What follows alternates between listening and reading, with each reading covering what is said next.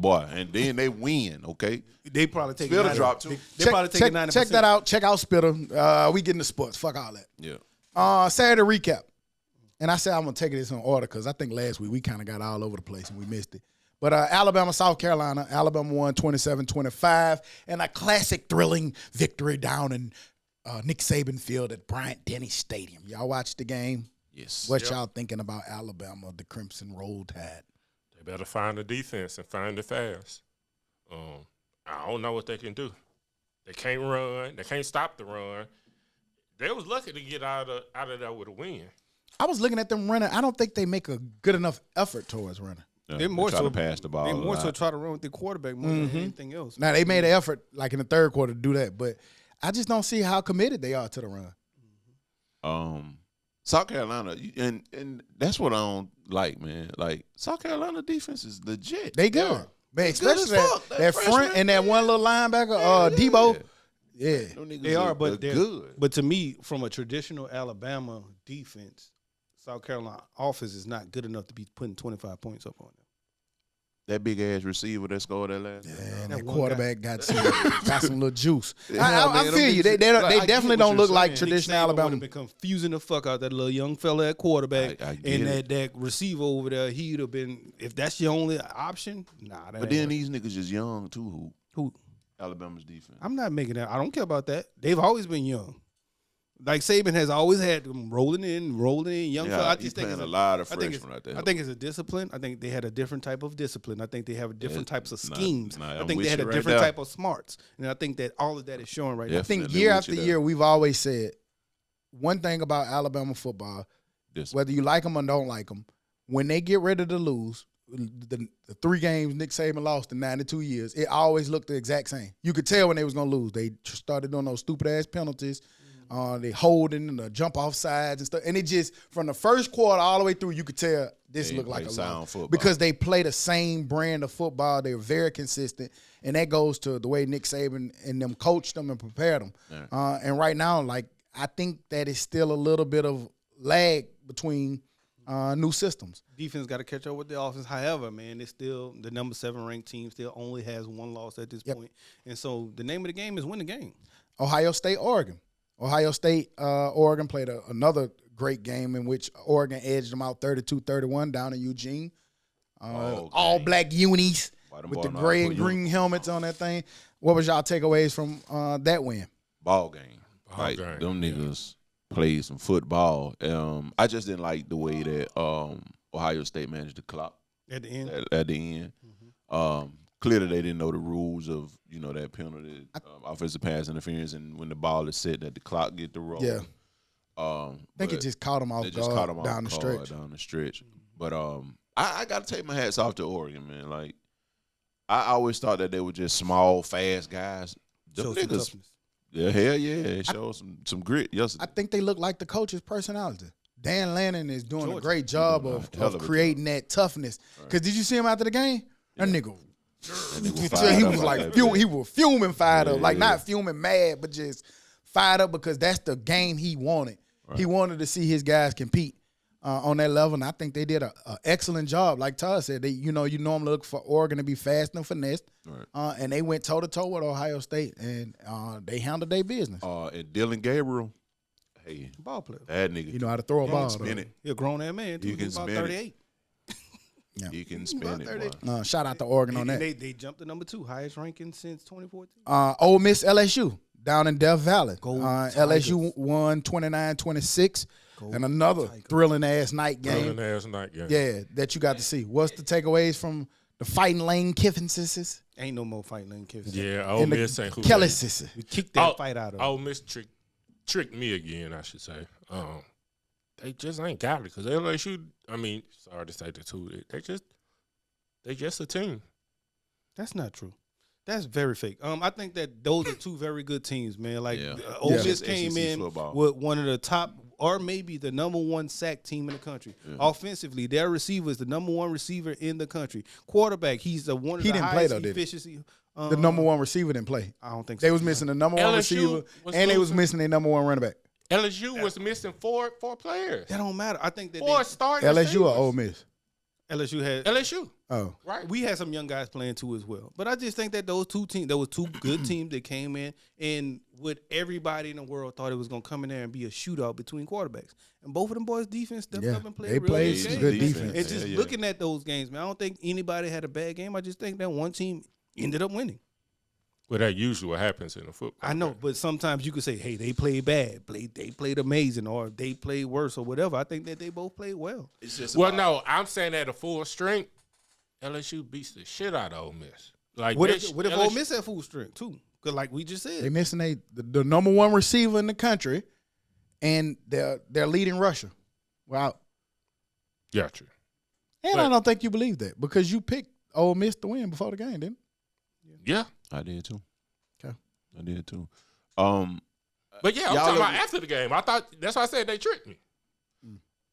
I just look at it like it's SEC football, bro. Like these niggas played a great brand of football that first quarter. I mean, the first half, when they were lighting the scoreboard up. Second half, when none of that shit going on, nigga went in that bitch, made adjustments. Defenses started balling, and it just came down to one team made a bigger play. That's it. And I like that. I like that we took a shot coming into overtime. We on the first play we took a shot. That nigga threw that bitch straight to the end zone. But But they could have won the regulation though. That nigga, man, that boy put a route on that nigga. It was a post route. That nigga wide the fuck open. He ain't even catch him. Yeah, I feel like I like Keller making an adjustment. He's starting to be more aggressive, and you got to do that in SEC if you wanna.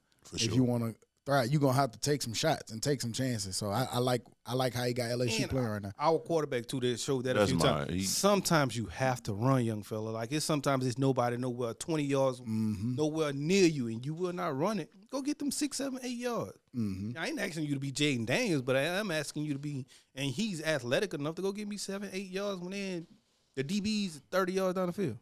And just briefly, Kansas State, Colorado, another thrilling game last night. Yeah. Where Kansas State won 31-28. What was y'all takeaways from that game? Great game. Great. They played good. It's kind of hard to be without one of your second best offensive player and your best defensive player. Did y'all see the meme of when they show who Colorado impact player was on offense? Yeah, and defense. That shit was trill. Crazy.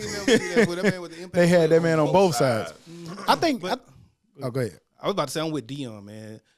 Stop making these kids play at 9:30, 10 o'clock at night, man. I was asleep by me. It was 12:30. Man, I felt like I tried, but I couldn't hang in there. But I thought it was a good game, man. I just hate. I want Colorado to be good so bad because they have something out there that we've never got to see. I like to see the celebrity man look like a boxing match before the game and shit. And I would just love to see that compiled with them winning somewhere like a Colorado and like the impact that he could have when they're actually winning. But they played a great game. It's not the Colorado team from last year. Kansas State is a very good team. They did all they could do. Defense is just not good enough. Offensive line is they're much better than last year, but still not good enough. And they're going to struggle a little bit. So we'll see what happens with that. Florida, Tennessee.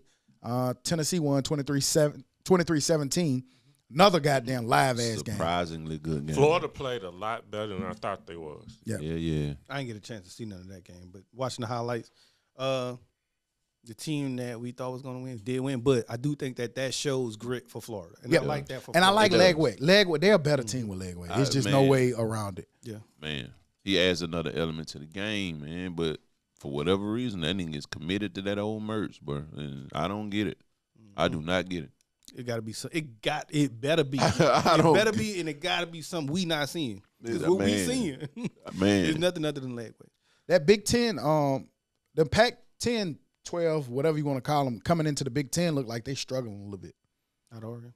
No, I'm just not even Oregon. But Washington lost to Iowa. USC lose to Penn State. UCLA got dominated by Minnesota. Yeah. And Iowa ran for like 189. There's something about that pound game. Like they can't. Who USC played? Penn State. I mean, it was, and it could have went either way. Yeah. But I'm just, as I'm seeing it, it's like we were wondering how that would gel, and I thought that the Pac-12 would run, be too athletic, but I didn't. It looked like the pound game getting to them. Right. Pause. Yeah, I just, I thought it's going to be depending on where they play at times. You know what I'm saying? Sometimes I think that once these up north Big Ten teams go over there to the West Coast, I think that sometimes the West Coast going to have the advantage. But these West Coast teams going up there to these gritty, hard-nosed maybe a little bit cold. I woke up this morning about 55 degrees. It might be a little cold. You going up there and you got to bang. And then that shit crazy because if you think about USC going to Penn State and playing that 11 o'clock game, that's like 9 o'clock daytime. Right. You getting up at about 4 o'clock in the morning your time. Right. Get like, hey, that shit is a lot. And they brought it up on game day that a study need to be done about these cross travels and body and especially Stanford going to North Carolina and shit like that. So any of those cross country same time zone. So, yep. So we'll see. It's tough. But. Who you got on them pick'ems? I don't know. Let me see. I got 4 this week, Young G Boss. We got a good, cool 4. Let me see who we're gonna start with first. My Wi-Fi ain't acting right. We're gonna go with. Let me see. I'm gonna Alabama, Tennessee. Like that this week. Huh? Alabama, Tennessee this weekend. Yeah, that's one of them. But I don't want to pick that one yet. I don't want to pick that one yet. I want to go with the lowest one first. What was that? Nebraska, Indiana. Yeah. Okay. Nebraska, Indiana. 5-1 Nebraska, 6-0 Indiana. That's gonna be our 4th slot. Where they play? Who y'all got? My Wi-Fi tripping. I'm trying to pull up the location. They are in. Yes, where they play at? Memorial State, Bloomington, Indiana, baby. Okay, Indiana. No wrong. Yeah, give me Indiana. I'll take Indiana. Oh, that's give me Nebraska. Give me Indiana. I'm going with the home team. I'm gonna go with Indiana. I'm gonna go Indiana as well. Next game we got Indiana. Everybody said Indiana, but can't get right. Type faster, G-Ball. We got a battle in the Big Ten. I don't know how much of a battle it is, but it's going to be a battle simply because there are 2 ranked teams, 22 Illinois against 24 Michigan. They are playing in Champaign, Illinois. Michigan, Illinois, 22 versus 24. I'll take Michigan. Where they playing at? Illinois. Michigan. Give me Michigan.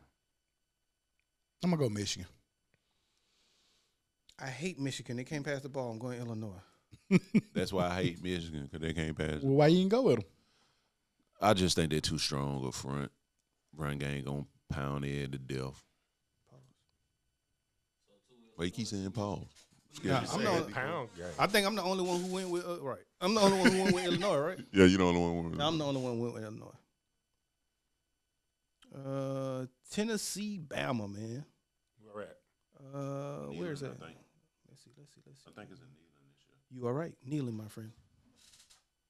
Night game. Rocky Top gonna be smoking them But smokies. man, when they won the other night, them nigga played Rocket Top 962 times after after the boy scored and the lights, they started doing the light show and the firework. Them nigga had that bitch on repeat. Right, them nigga were rocking in that hole. But who y'all's got? Man. I'm going Bama.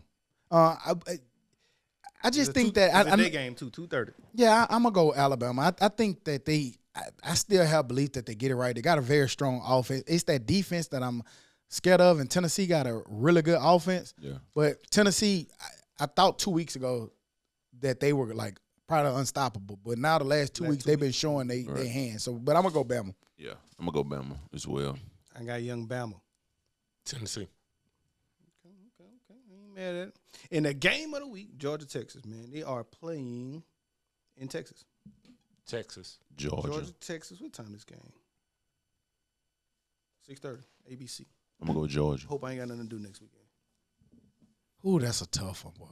I'm gonna go Texas. Georgia, Texas. I'm gonna go Texas. I think yours get it back together. He didn't got another week up on them after the Oklahoma game. I don't think they put up 28 or 31, whatever they just did. I think they put up some points this week. I'm going Texas. I'm going Texas too. I think Texas offense is pretty cool when they're clicking, and Georgia has showed me that their defense can give some stuff up, and that their offense can be slowed down a bit. So I'm gonna go Texas, hesitantly, but I'm gonna go Texas. And I said I wasn't gonna never pick against Georgia until they lost, and they lost, so I could pick against them. I think that shit over with for this year until I really think they ain't losing no more. Georgia? I don't think they're gonna lose. That's okay. Again. Texas gives them a good opportunity to do so. Right.